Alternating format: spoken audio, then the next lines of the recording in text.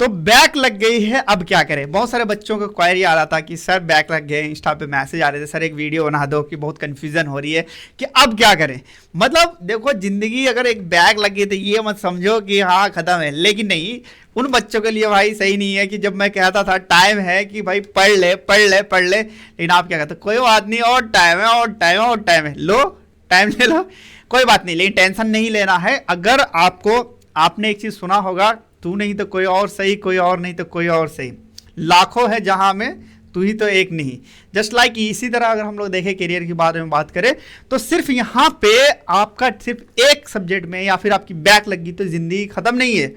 हार गए कोई बात नहीं, फिर दोबारा ट्राई करेंगे, दोबारा बैक लगी तिबारा ट्राई करेंगे, लेकिन समय का भी हम लोग ध्यान में रखेंगे। ऐसा नहीं कि ट्राई करते करते ही जिंदगी खत्म कर देंगे, फिर वो वाला कहते फिरोगे कि अफसोस उस वक्त होता है जब अपनी पसंद कोई और चुरा ले जाता है। अफसोस उस वक्त होता है जब अपनी पसंद कोई और चुरा ले जाता है, साला ख्वाब हम देखते हैं कम वक्त पूरा कोई और करता है।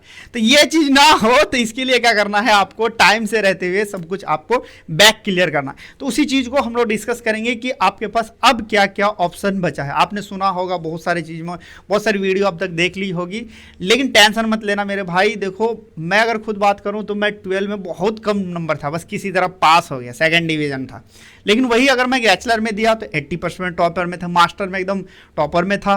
तो उसी तरह क्या होता है, हर बार जीवन आपको मौका देती है, एक बार ना एक बार। तो लेकिन गलतियों से सिर्फ सीखना चाहिए आपको, उसको दोबारा रिपीट नहीं करना चाहिए। अगर रिपीट करोगे तो क्या फ़ायदा, मतलब कि एक बार वही वाली बात हो जाएगी कि किसी भी चीज़ का अगर पूंछ पकड़ोगे, समझ रहे हो ना, तो वो जब तक पकड़ो तब तक सीधा, फिर छोड़ दो तो वही नहीं, वो नहीं बनना है आपको। तो अब हम लोग डिस्कस करेंगे बैक लग गई तो अब आपको क्या करना चाहिए। देखो, सबसे पहले आपको क्या करना चाहिए, अगर हम लोग बात करें, आप ही लोग बताना क्या करना चाहिए हमें। बैक अगर हमारे पास लग गई तो हमें सबसे पहले क्या करना चाहिए, सबसे पहले अपने अब्बा को समझाना चाहिए कि भाई कोई बात नहीं, हम दोबारा पास हो जाएंगे सर। अपने घर वाले में समझाना चाहिए। चलिए मान लेते हैं आपके 2nd ईयर में, देखो 1st ईयर में अगर आपका बैक लगा है तो उसके लिए टेंशन ही मत लो, 1 साल और मौका मिलता है। यहाँ पे एक बार अगर बात करें तो कितने में ईयर बैक लगता है। डी फार्मा अगर आप 1st ईयर में हो, अगर मान लेते हैं यहाँ पे 1st ईयर में हो तो कितने में बैक लगता है। 2nd ईयर में बात करें तो 2nd ईयर में कितने में ईयर बैक लगता है, हम बात करें। और बहुत सारे बच्चों को एक क्वेश्चन आ रहा था उसको भी, कि अगर 1st ईयर में हम 2 फेल हैं या 1 फेल है और 2nd ईयर में सारे क्लियर है, तो क्या सर मेरा ईयर बैक लिख जाएगा या किस तरह से चीज़ें पास आउट हो गए, उनके बारे में आप लोग बताइए, या आप बताइए कि हमारे पास क्वेश्चन आया था। एक बच्चे का ये भी क्वेश्चन आया था कि सर मेरा जो है ना 2nd ईयर में तो सारा पास हूँ, लेकिन 1st ईयर में मैं फेल हूँ। तो वही बात होगी कि भाई हमने क्या करा कि साइकिल तो चलाना सीख लिया लेकिन रोकना नहीं सीखा। अगर बाइक के बारे में बात करें तो हमने क्या करा, हमने तो भाई स्टार्ट सीख लिया, क्लच छोड़ दिया, लेकिन रोकना कैसे है पता नहीं है। तो उसी तरह यहाँ पे देखा जाए क्या है कि 1st ईयर में अगर आपका 3 सब्जेक्ट में बैक लग गया तो आपको क्या ईयर बैक है।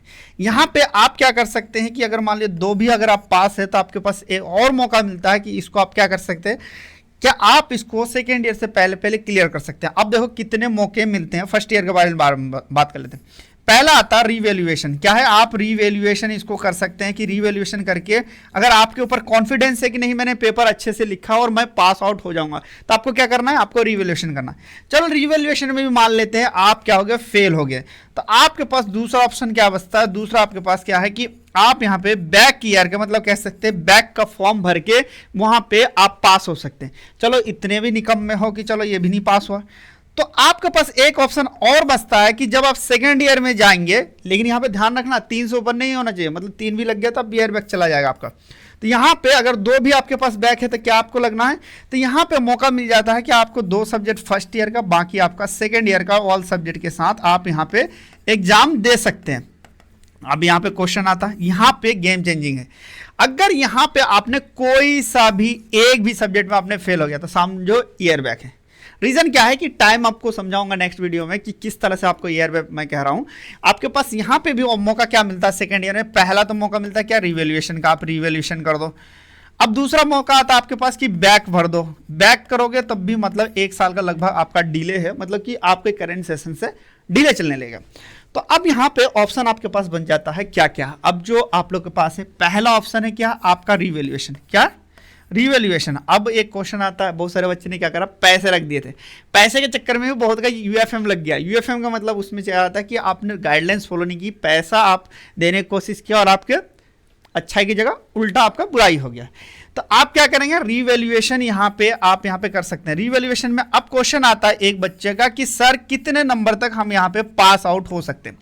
देखो मेनली आपको क्या थ्योरी वाले में 23 नंबर लाना है, 23 नंबर लाओगे फिर भी आप पास है। कितने में, 80 में से 23 लाओगे तब भी आप पास है। यहाँ पे क्या आता है कि अगर आपको एक ऑप्शन आता है कि आपने क्या है कि आपको 20 नंबर आता है। देखो जब हम लोग कॉपी चेक करते थे तो 20 अगर किसी का आ गया और फेल होता है तो हम लोग 23 नंबर देके ग्रेस मारते थे, पास कर देते हैं। लेकिन आप ठहरे निकम में कोई, तो उसका आ गया 10 नंबर, लेकिन उन्होंने सही से भी नहीं लिखा, तो वो रिवैल्यूएशन क्या, रिवैल्यूएशन कोई भी कर लो, ये फेल है तो फेल ही निकलेगा। क्या होगा, फेल है तो फेल है। लेकिन आपने क्या अच्छा लिखा और आपने रिवैल्यूएशन डाल दिया और आपको गलती से 10 नंबर मिला, तो यहां पे कोशिश करते हैं हम लोग कि यहां पे पास कर जाए और पास हो जाता।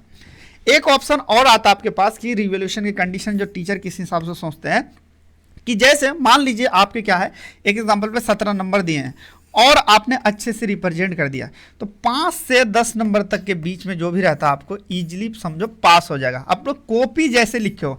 अब यहाँ पे एक चीज और समझने की जरूरत है आपको कि जहां पे कॉपी के बारे में आते हैं और रिवैल्यूएशन करवाते हैं, रिवैल्यूएशन आप पैसा देते हैं तो बहुत अच्छे से, मतलब कि जो चेकिंग होती है ना, चेकिंग के बारे में बात करें तो चेकिंग बहुत अच्छे तरीके से होता है और उसको सही तरीके से उसको देखा जाता है, चलो बच्चे किसी ना किसी तरह ये पास हो जाए।